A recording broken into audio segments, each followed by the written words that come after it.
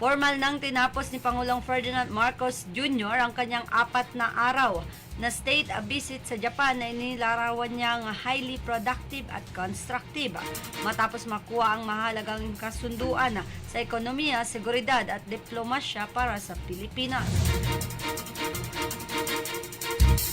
Sinabi ni Pangulo na lalong pinagtitibay ang pagbisita ng 70 taong relasyon ng Pilipinas at Japan.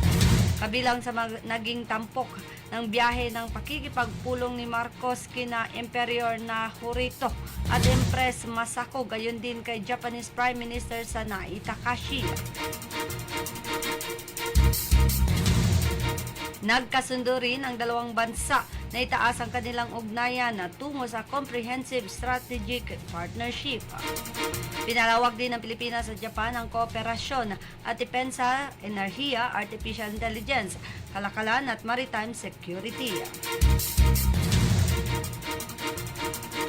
Inanunsyo rin ang pagsisimula ng negosasyon para sa General Security o Military Information Agreement.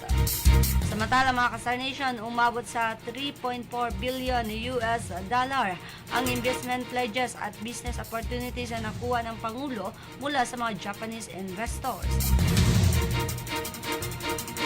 Inaasahang ding lilikha ito ng mahigit 10,000 trabaho o 10,000 trabaho para sa mga Pilipino.